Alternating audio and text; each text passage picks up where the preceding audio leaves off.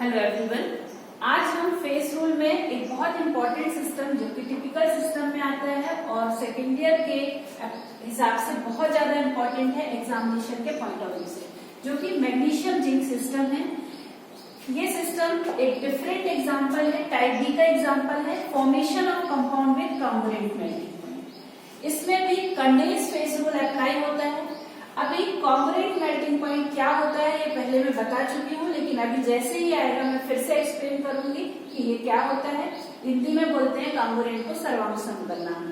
सबसे पहले हम डायग्राम में आते हैं। हमारे पास ये पूरा डायग्राम है और इस डायग्राम को हम टीसी डायग्राम बोलते हैं। ये टीसी डायग्राम है मैग्नीशियम जिंक का, जो कि टेम्परेचर और कंपोजिशन के बीच में प्लॉट किया गया है। हमारे पास मेनली यदि देखते हैं तो चार कर्व होती हैं, curve AC, curve CD, curve DE और कर्व बीई। ये चार कर्व हैं। इसके अलावा मेनली 3 पॉइंट हैं, पॉइंट सी, पॉइंट डी और पॉइंट ई। पॉइंट सी और पॉइंट ई जो है वो यूटेक्टिक पॉइंट है। इसके अलावा पॉइंट डी जो है वो हमारा कॉन्ग्रुएंट मेल्टिंग पॉइंट है। ये क्या है ये भी हम देख रहे हैं। यहाँ पर आप देखो तो 100% मैग्नीशियम है और यहाँ पर 100% जिंक है। 100% मैग्नीशियम का मतलब यहाँ पर है कि मैग्नीशियम में हम जिंक ऐड करेंगे। जैसे जैसे ऐड करेंगे तो मैग्नीशियम मेल्ट होने लगेगा और एक नई फेस अपेयर होगी जो कि Mg होल्ड है। इस जगह पर 100% जिंक है और जिंक में हम मैग्नीशियम ऐड करेंगे तो फिर से पॉइंट ई पर एक नई फेस अपेयर होने लगेगी जो कि Mg। इस सब के बारे में हम पूरा एक्सप्लेनेशन देखते हैं। सबसे पहले इंपॉर्टेंट पॉइंट ये है कि आपको डायग्राम बहुत अच्छे से बनना चाहिए।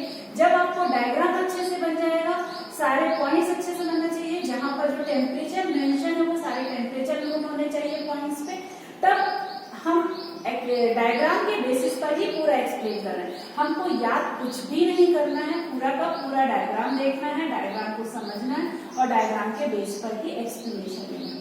एक और बहुत इंपॉर्टेंट पॉइंट है कि इस पूरे कर्व में हमको ये देखना है तो 4 फेसेस मिलती हैं।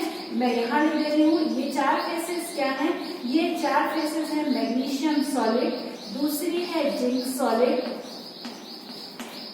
थर्ड है MgZn2 सॉलिड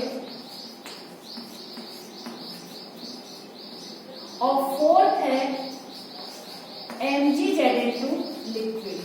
MgZn2 लिक्विड। ये 4 फेस हमको यहाँ पर मिलेंगी। Magnesium solid, zinc solid, MgZn2 solid और मैग्नीशियम मतलब जो हमारा कंपाउंड बनेगा, न्यू कंपाउंड MgZn2, वो सॉलिड फॉर्म में भी होगा, लिक्विड फॉर्म में भी। अब फटाफट से हम अपने एक्सप्लेनेशन में आते हैं।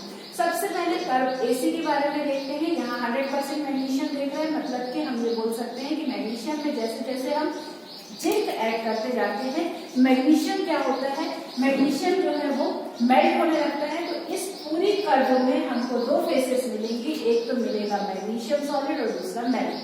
अब एक्सप्लेनेशन लिखना कैसे है? वैसे ही सबसे पहले हमारा कॉलम जो है उसमें हम लिखते हैं कर्व और पॉइंट।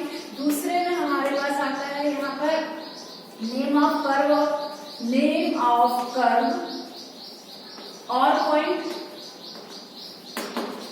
थर्ड जो है नंबर ऑफ फेसेस कितनी है यहाँ पर, और फोर्थ जो है वो हमारा डिग्री ऑफ फ्रीडम है F। कर्व एसी जो है, कर्व एसी को हम बोलते हैं freezing point curve of magnesium. Point A का यदि हम टेम्परेचर देखते हैं तो पॉइंट ए का टेम्परेचर यहाँ पर है 650 डिग्री सेल्सियस। मैं यहीं पर मेंशन कर दे रही हूँ, वैसे लिखा हुआ है 650 डिग्री सेल्सियस। यहाँ पर हम मैग्नीशियम ऐड करते जाते हैं तो हमको 2 फेसेस मिलती हैं, magnesium solid Mg solid plus melt. Melt का मतलब लिक्विड फॉर्म है। तो degree of freedom condense face rule F = C - P+1 है। कंपोनेंट हमारे पास कितने हैं? दो कंपोनेंट है, फेस हमारे पास 2 हैं। F तो क्या हो जाएगा, डिग्री ऑफ फ्रीडम 1 हो जाएगा। यहाँ पर तो हमारी एक कर्व फेस होती है जो कि कर्व AC है। अब आता है पॉइंट C। इस पॉइंट C पे को भी मैं यही एक्सप्लेन कर दे रही हूँ। पॉइंट C जो है वो है ट्रिपलेट पॉइंट। इसको हम बोलते हैं ट्रिपलेट पॉइंट। इसके अलावा ये जो है ये है eutectic point. Triplet point, eutectic point दोनों हम बोलेंगे। यहाँ पर आने पर एक नई फेस अपीयर होती है जो कि MgZn2 होती है, मतलब कि मैग्नीशियम और जिंक मिलकर दोनों मिलकर एक कंपाउंड, न्यू कंपाउंड बनाते हैं जिसको हम बोलते हैं MgZn2। तो यहाँ पर 3 फेसेस अपीयर होने लगी हैं यहाँ इस पॉइंट पर। एक तो मैग्नीशियम हमारा सॉलिड है, दूसरा हमारा यहाँ पर मेल्ट है, और थर्ड हमारी न्यू फेस आ गई MgZn2 सॉलिड, जो कि न्यू फेस अपीयर हुई। अब क्योंकि 3 फेस है तो हमको ये पता है कि जब हमारे पास 3 फेसेस आ जाती हैं और हमारा कंपोनेंट सिस्टम 2 है, तो यहाँ पर क्या हो जाएगा F = 2 - 3 + 1, तो हमको क्या मिल जाएगा 0, मतलब सिस्टम कैसा हो गया, नॉन लिनियर। तो पॉइंट जो C है वो एक यूटेक्टिक पॉइंट है। इसके अलावा ट्रिपलेट पॉइंट भी हम बोलेंगे। ट्रिपलेट पॉइंट का मतलब 3 फेसेस एग्जिस्ट होगी। तो पॉइंट C बहुत इंपॉर्टेंट पॉइंट है। अब थोड़ा सा आगे बढ़ते हैं। पॉइंट C से आगे बढ़ेंगे तो पॉइंट C कर्व हमको CD मिलती है, कर्व CD। यहाँ पर पॉइंट C से आगे बढ़ेंगे तो ये आ जाती है कर्व CD। यदि हम कर्व CD की बात करते हैं तो कर्व CD क्या है, ये है freezing point curve of MgZn2 solid. यहाँ पर क्योंकि हम देख रहे हैं कि पॉइंट C पर एक न्यू फेस अपीयर हो रही है जो कि MgZn2 है। ये MgZn2 यहाँ पर जाकर ये मेल्ट होना स्टार्ट कर लेता है। तो इस पूरी कर्व पर हम यहाँ पर देखते हैं कि जो कर्व CD है यहाँ पर MgZn2 की फ्रीजिंग पॉइंट कर्व है। इस कर्व पर भी 2 फेसेस एग्जिस्ट होती हैं, तो यहाँ पर डिग्री ऑफ फ्रीडम क्या हो जाएगा, 1 हो जाएगा। अब आगे बढ़ते हैं। सबसे इंपॉर्टेंट पॉइंट आता है यहाँ पर कर्व पॉइंट D। इस पॉइंट D का एक्सप्लेनेशन देखें तो पॉइंट D जो है वो बहुत इंपॉर्टेंट पॉइंट है। इसी पॉइंट को हमको समझना है, तो हम पॉइंट D पर पहुंचे। पॉइंट D जो है वो है, इसका नाम है कॉन्वर्जेंट मेल्टिंग पॉइंट।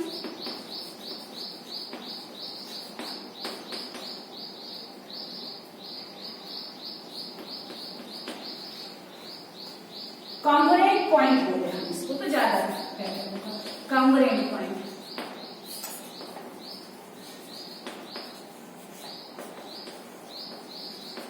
अब इसको हम कॉन्वर्जेंट पॉइंट क्यों बोल रहे हैं और ये क्यों इंपॉर्टेंट है ये देखना है। तो कॉन्वर्जेंट पॉइंट पर पहुंचने पर इस पॉइंट पर क्या होगा, ये एक ऐसा पॉइंट है जहां पर कंपोनेंट, मतलब कि जो MgZn2 सॉलिड है वो MgZn2 सॉलिड और जो MgZn2 लिक्विड में भी कन्वर्ट हो रहा है। तो आप देख रहे हो कि सिर्फ MgZn2 ही है, एक सॉलिड फॉर्म में और लिक्विड फॉर्म में। तो D पर पहुंचने पर यहाँ सिस्टम 1 कंपोनेंट हो गया। ये इंपॉर्टेंट पॉइंट है कि जो MgZn2 है वो सॉलिड फॉर्म में भी है और MgZn2 लिक्विड फॉर्म में। ना तो यहाँ पर मैग्नीशियम है और ना ही यहाँ पर जिंक है, ये दोनों मिलकर इस कंपाउंड में कन्वर्ट हो चुके हैं। और ये कंपाउंड MgZn2 सॉलिड के साथ साथ MgZn2 लिक्विड फॉर्म में, दोनों का कंपोजिशन यहाँ पर सेम है। फेसेस यहाँ पर हमारे पास जो है हम ये देख रहे हैं कि दोनों का कंपोजिशन यहाँ पर क्या हो जाता है, सेम हो जाता है। तो ये जो पॉइंट है, ये पॉइंट यहाँ पर कॉन्वर्जेंट मेल्टिंग पॉइंट कहलाता है। आप इसको पहले नोट कर लो, मैंने आपको बता दिया है कि कॉन्वर्जेंट मेल्टिंग पॉइंट क्या होता है। पहले आप फटाफट से इसको नोट कर लें।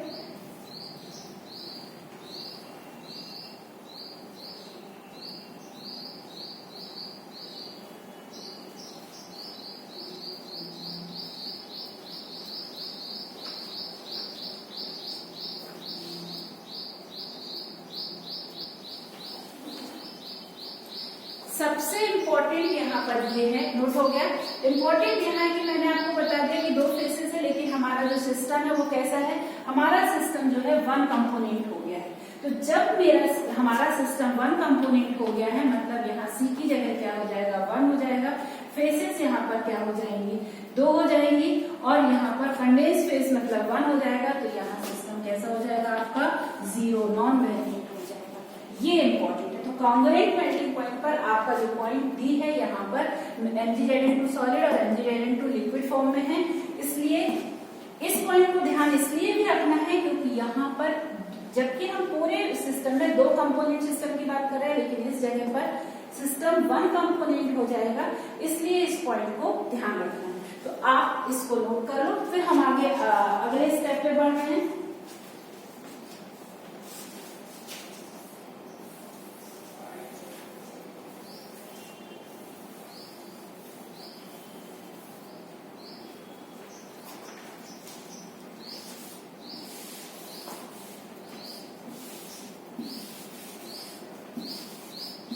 अब आगे बढ़ते हैं। अब अगली कर्व हमारे पास क्या आ गई, देखिए डीई। ये भी यदि देखें तो यहाँ पर freezing point curve of mgZ। यदि अगली कर्व की बात करती हूँ तो ये जो कर्व है, ये कर्व हमारी जो है वो है डी। ये जो कर्व है ये भी फ्रीजिंग पॉइंट या melting point curve of mgZ। ये कर्व जो है मेल्टिंग पॉइंट कर्व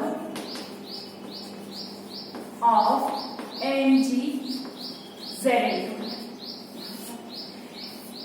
इस कर्व पर भी क्या होगा, 2 फेसेस एग्जिस्ट होती हैं। यहाँ पर इस कर्व पर भी 2 फेसेस एग्जिस्ट होती हैं। यहाँ पर एक तो mgZ होगा और इसके अलावा जिंक जो है वो अपीयर होने लगता है सॉलिड फॉर्म में। तो जिंक सॉलिड और mgZ 2 फेसेस एग्जिस्ट करती हैं, इसलिए डिग्री ऑफ फ्रीडम क्या हो जाएगा, यहाँ पर भी डिग्री ऑफ फ्रीडम 1 हो जाएगा। इसके बाद हम आगे बढ़ते हैं, तो आगे बढ़ने पर कर्व डीई के बाद हम आते हैं कर्व बीई पर, लेकिन हमारे पास आता है पॉइंट ई। तो पॉइंट ई जो है हमारा पॉइंट ई, ये फिर से हमारा यूटेक्टिक पॉइंट हो गया। पॉइंट ई यूटेक्टिक पॉइंट या ट्रिपलेट पॉइंट हो गया। इस पॉइंट पर टेम्परेचर कितना है, तो हम टेम्परेचर देखते हैं 380 डिग्री सेल्सियस है। टेम्परेचर 380 डिग्री सेल्सियस हो गया यहाँ पर, और फिर से 3 फेसेस एग्जिस्ट हो जाती हैं। 3 फेसेस कौन कौन सी एग्जिस्ट हो जाएंगी, तो यहाँ पर सॉलिड जिंक हो जाएगा, सॉलिड जिंक। इसके अलावा mgZ सॉलिड, और साथ में यहाँ पर लिक्विड हो जाएगा। तो सिस्टम कैसा हो जाएगा, हमारे पास नॉन वेरिएंट हो जाएगा। इसके बाद लास्ट कर्व हमारी आती है बीई, जो कि फ्रीजिंग पॉइंट कर्व है। Freezing point curve of ZN। इस पर भी 2 फेसेस एग्जिस्ट होंगे, जिंक प्लस मेल्ट, और यहाँ पर डिग्री ऑफ फ्रीडम जो होगा वो क्या होगा, 1 होगा। इसके अलावा ये तो हमारे पूरे कर्व का एक्सप्लेनेशन हो गया। पॉइंट बी का टेम्परेचर ध्यान रखना है। पॉइंट बी का टेम्परेचर कितना है, 420 डिग्री सेल्सियस है। जहां जहां पर टेम्परेचर मेंशन है वो टेम्परेचर बहुत अच्छे से ध्यान रखना है। पॉइंट बी का टेम्परेचर जो है वो 576 डिग्री सेल्सियस है। अब हमारे पास क्या आता है, एरिया। हमको जो एरिया मिलते हैं वो एरिया है AC, CD, BE और साथ में EB। ये सारे जो हैं ये कैसे हैं, ये सारे के सारे बायोमेट्रिक हैं। इसके अलावा एक और पॉइंट देखकर हमको समझना है कि हम कूलिंग देखते हैं। तो जब हम X से Y जाते हैं और Y से Z जाते हैं, तो हम देखते हैं कि यहाँ पर हमको एक न्यू फेस अपीयर होने लगती है और सॉलिडिफिकेशन स्टार्ट हो जाता है। मतलब पॉइंट E पर यहाँ पर 3 फेसेस होंगी। ये यूटेक्टिक पॉइंट होगा, मेल्ट, ZN और mgZ। इसके अलावा यहाँ पर इस पर भी हम यदि कूलिंग इफेक्ट देखें तो हम जैसे जैसे आगे बढ़ते सी पर जाते हैं तो यहाँ पर mgZ और मेल्ट होगा। तो ये भी हमारा ट्रिपलेट पॉइंट होगा। तो यहाँ पर mgZ फेस डायग्राम का एक्सप्लेनेशन खत्म होता है। Please like and subscribe.